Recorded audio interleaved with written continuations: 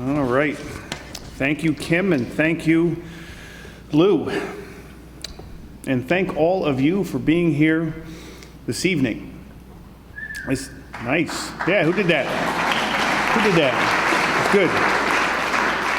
It's a tremendous turnout. I hope you enjoyed spending some time in that upper school facility.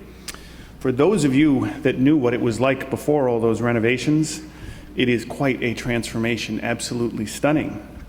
And for all of you who did not know what it was like before the renovations, you should just be happy about that. And for the many of you that have asked if you could use the cardio room, we're working on a plan for that. You should be in touch with Tom Decker tomorrow. My wife, Eilish, and I, Eilish's here, she's not sitting in the front row, she's in the second row, have been a part of this community for 13 years. And we have 3 children, 2 graduates, both in college now, a senior and a freshman.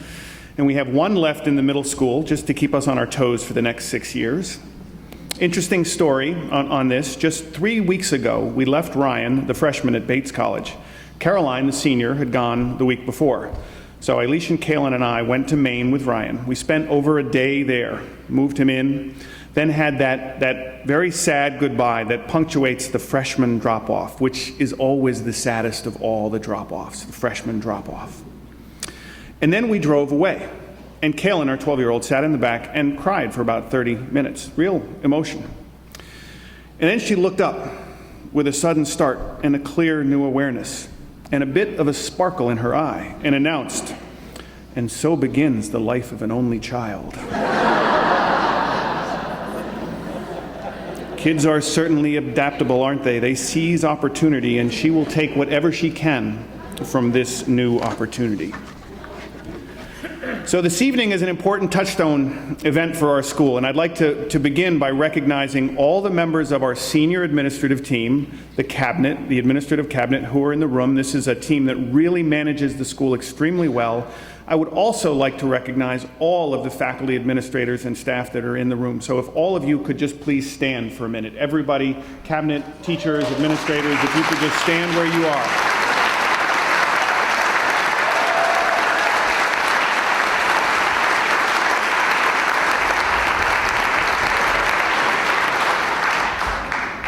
Thank you. Our professional community is truly a talented, able, committed, caring, and experienced group. And we hear that from our students when they're here and when they come back. We get tremendous feedback. It's wonderful to hear. So, now on to the substance of my serious formal remarks for the evening. One night late this summer, I am at Smitty's Ice Cream Shack on the Cape. Best ice cream on Cape Cod, without a doubt. I am with my younger daughter, the only child, and one of her friends waiting in a long line, and I'm keenly aware that anything I say will mortally embarrass these girls. So I'm basically trying to be invisible. To our right in line are 2 Mashpee fire and rescue workers in full gear taking an ice cream break. And to our left is a small group like mine, a father and 2 girls, just a little older, maybe 15 or 16. The father, like me, is silent and being ignored. We order, and I do not get anything. Another woman says to me in disbelief, "What, you come to Smitty's and don't order anything? Something must be wrong with you." The dad next to me, the other dad with the other 2 teenage girls, breaks his silence and pipes in, "These fire and rescue guys might need to resuscitate you if you don't order some ice cream." It wasn't that funny. But we all laugh, everybody laughs, we're polite.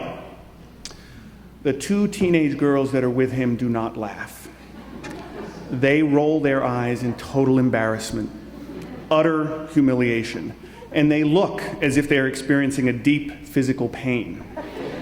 And one of them says, "Please, Dad, please, no humor, and don't talk to people you don't know when we're in public. Let's just get our ice cream and leave, please." Poor guy. I could see he immediately recognized his faux pas, and he went back to standing silently while the girls returned to checking their iPhones. I find this to be one of the most fascinating conditions we face as parents and as educators. Just the other day, I was in the lobby of the lower school chatting with 3 mothers of older lower school students. We were talking about the same concept, commiserating, discussing that moment somewhere in 4th or 5th grade when we see the first eye roll and we know the game is over. As parents, we transition almost overnight from being beloved, idolized, best friends and confidants to bumbling, disconnected, and awkward individuals that can barely be tolerated. This sounds familiar. We all feel it. And there's a tension to it with our kids pulling away so hard, but still needing so much from us. They morph back and forth between being completely and utterly dependent and then wanting nothing to do with us. And it's always the same feeling, but it takes different shapes in 4th grade and in 5th grade and in 8th grade and in 11th grade and as a freshman in college. When we took my older daughter to college for the first time 3 years ago, the minute we finished 4 full hours of frantic, sweaty unpacking and moving in and doing everything we could for her, everything she asked us to do, the minute we were done, she looked at her mother and me and said, "Well, I have some things I need to do now." In other words, time for you guys to leave. Off we went. And isn't Senior Slump the same thing? In well over 200 years of formal education in this country, in tens of thousands of secondary schools, not one school has really figured out Senior Slump. Maybe it's not to be figured out. Maybe it's just a natural part of growing up. Kids need to disconnect from school just as they need to disconnect from their parents, and it's usually not the smoothest process. And it's not just seniors. There is the impatience of 5th graders as they prepare for middle school, or the behavior of 8th graders at the end of the year when they feel ready for high school and so done with grade 8. They are shaking off identities as fast as they acquire them, moving from one stage to the next, often leaving detritus and chaos in their wake. Michael Thompson, the well-known child psychologist, once described the phenomenon this way. From the moment of birth, really, and certainly from early adolescence on, we can and should understand our children as individuals that are, literally and metaphorically, walking away from us. They are here, we are here, and they are there, walking away with their backs to us. And as they walk, we can see and feel them shaking us off, doing things, acting in ways that help them move away. It's perfectly developmentally normal. Those 2 girls at Smitty's were doing just that. They were shaking that father off in that moment. But Thompson finishes this metaphor by saying that it's more complex and deep than is evident at first glance. We need to notice that as they walk away in such a deliberate, intentional, and painful manner, they turn their head and they look back at us frequently. And when they do that, they need us to be there. The fact that we are there every time they look is critical. In fact, it's confidence in that knowledge that we are there when they look back that helps them turn back around and keep walking away from us. We need to be there even when it seems that they want nothing to do with us. In fact, it's most important then, isn't it? It's our presence, our steadiness, our consistency, our boring dependability, our relentless prioritizing of their needs over ours, and our willingness to be the bad guy when it's needed that provides the foundation that allows them to move away from us. I believe that a significant component of this foundation is setting boundaries, or better said, creating frames. I like frames better. Boundaries imply rules and punishment. Frames are ways of thinking about things. They define ethical spaces. They define the ethical spaces that we live in. They define here, the culture here at King. The families that have chosen to send their kids here generally share these frames with us. And there are times when school and family can work together supporting these frames. We can be in the same place, not on everything, but on some big important things. And if we're working with the same frames, then the kids are getting the same messages. And when kids are getting the same messages from both home and school, the impact can be profound. And with that sort of impact, the foundation that they have when they're walking away from us will be as strong as it can be, and they will be as healthy as they can be. So I think we have a great opportunity this year and in the years to come, an opportunity to work together, reinforcing some frames that many of us surfaced last year. An opportunity to build on something that we, parents and educators, all of us in this room, already do pretty well. We're not going to eliminate the eye rolls or the emotional distress that accompanies the process of pulling away. In fact, we should just accept it. It's just going to happen. But we can add focus and intentionality to the strengthening of the roots of the foundations that our kids are building that will allow them to be healthy when they move away. We can position ourselves to feel even more confident about them when we see them and feel them shaking us off. Last year, the school, the entire community, was ably guided by Administrator Alex Weiner and Trustee Helen Jaffe in a rich and meaningful process and dialogue involving students, parents, alumni, administrators, trustees, and others. Their goal was to determine those virtues of character that are most foundational to the culture here at King. Sounds simple, doesn't it? That's the last thing it was. The discussions were sophisticated, the questions were probing, the involvement was far-reaching and inclusive. The interest and focus was keen. There was a tremendous interest in this project. And the result was superb. The committee that managed the process arrived at 4 virtues of character that truly serve as the foundation of the culture here and thus guide the growth and development of the community. These virtues have always been here, and they have always been important to our school community and our families, but they had not been isolated and defined in such a precise manner. We hadn't called them out so clearly. They are integrity, understanding and living by our values with authenticity, kindness, intentional consideration and compassion for others, perseverance, relentlessly pursuing excellence with a focus on growth and improvement, and respect, treating every person with dignity and civility through honoring ourselves and others in words and actions. This is strong stuff. It's meaningful and it's substantive. Kindness, intentional consideration and compassion for others. Intentional. We need to stop and think about that. Talking about and reflecting on kindness is rare. If we're doing it here and you are doing it at home, just when the right opportunities arise, not all the time, think how powerful that will be. Perseverance, relentless pursuit of excellence with a focus on growth, personal growth. In different ways, so much of education, so much of human development for that matter, is about trying new things and often failing. But perseverance isn't talked about as a strength of virtue as we might talk about it at school and at home. And integrity and respect.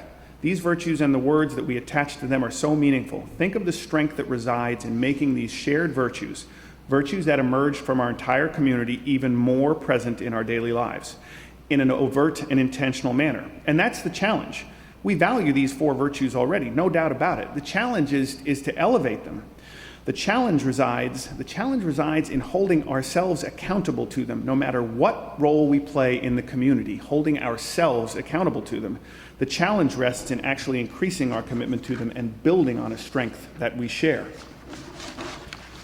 And here's the compelling rationale for the importance of working together on this. And follow me here, because if you're not paying very close attention, I'm going to lose you. Follow me. King is a very strong educational institution. Our programs are superb, substantive, and always developing. As Lou pointed out earlier, last year the NEASC Visiting Committee for Continued Accreditation said that one of our greatest strengths was this relentless culture of improvement. I love that. We're interested in understanding where education is going, what are the best practices, and what are the best programs that will serve that end. We're interested in understanding where the world might be going and how we can help our students be ready for that world. The lead line of our mission is powerful. King is dedicated to preparing its students to thrive in a rapidly changing world. That's a big line. You can see us living that mission ideal in our developing programs. In our global education initiative, with 72 students going to 5 different countries this summer, in our new sustainability focus, our commitment to service learning, or our long-standing commitment to multiculturalism and inclusivity, which takes center stage this year when we partner with NAIS on a full-year study of inclusivity and multiculturalism. Our great success in the newly established computer science department is opening all sorts of doors for students. I can't tell you how proud we are of these efforts and so many others. And these are just some of the more visible examples. Science and math coursework, the study of history and English, languages, and visual and performing arts. These disciplines are being constantly developed and improved. And something that's not as easy to see, but that has been referred to tonight, and you know it's there, the tremendous effort we make to make all of this educational work and engagement connect with students in a personalized and meaningful manner. A personalized educational experience is our signature approach to teaching and learning. It is, make no mistake, it is a very hard thing to do well. It is a very hard thing to do well, and we are always focused on it and trying to improve. Our kids, your children, and our students all benefit from this. They learn, they develop, and they build a record of intellectual growth and accomplishment that will serve them so well in college and beyond. Back to the point. I began by talking about eye rolling. They roll their eyes at you, they roll their eyes at us. You raise them and play a role in their formal education. We are central to their formal education and play a role in raising them. So much of what we do here and so much of what you do at home leads to a place where we can let them go when they finish that walk away from us that Thompson describes. And I guarantee you, each one of you, when it is time to really send them off, whether they're now in 2nd grade or 7th grade or 12th grade, when you leave them at college, at that moment, you won't be thinking of all the specifics of the educational program here at King.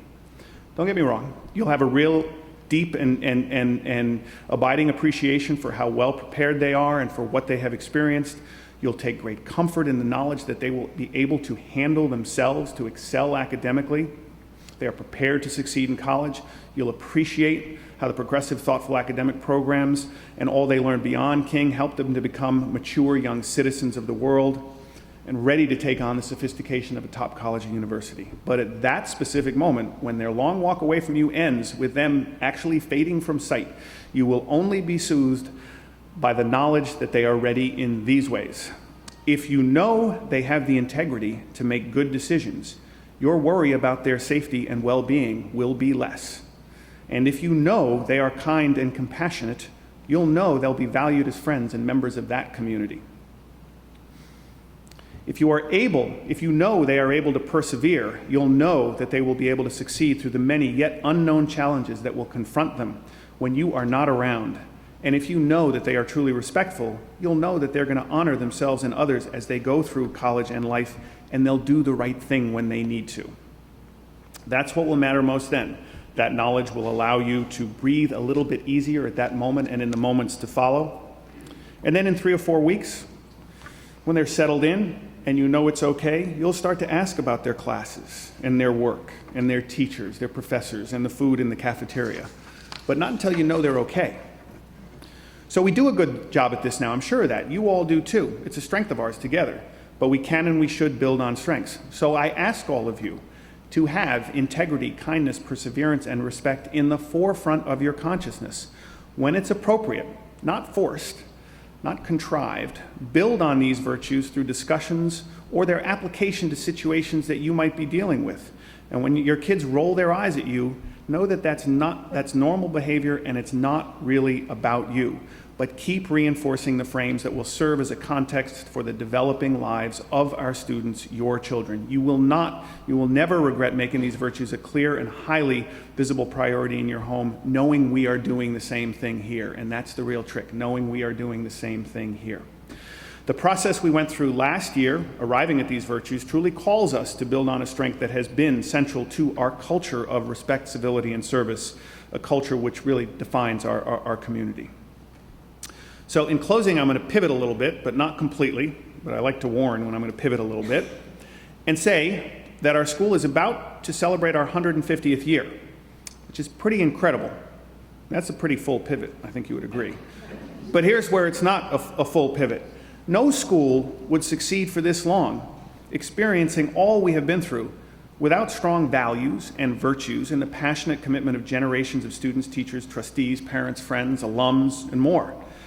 But it's the substance of the place, the culture built on the values that guides a school to this sort of longevity. We are fortunate and we are still here because of the strength of that culture, which we have now an opportunity to make even stronger, right, by working together. So while much of the evening has been focused on the future, and rightfully so, it's appropriate to end by reminding you that we will build this future on an amazing past. And we'll take some time next year and at the end of this year to look back at our roots, our successes, our challenges, our predecessor schools, and so much more to appropriately celebrate this remarkable institution. And we can do one small thing tonight to kind of get in the mood for this. In this room with us tonight is a grandmother. Her name is Sue Cesar, and she shows up on campus very quietly and gently, quite frequently, and says hello to a number of different people. And if I could ask her to stand, where is she? And no applause at this point. Where is Sue? Where is Sue? Here. There. Sue, right there. No. So, in terms of the history of the school, Sue is a giant. She didn't stand up just then. She should have stood up, but she didn't stand up. We all saw her over there. Sue Cesar was the head of this school from 1971 to 1996, and none of us would be in this room if she hadn't done the work that she had done.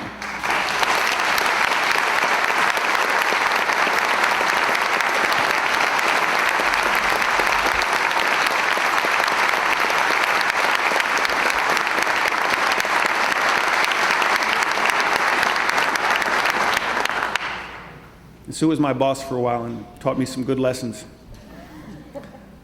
So, thank you all for coming. I'll leave you with this final slide.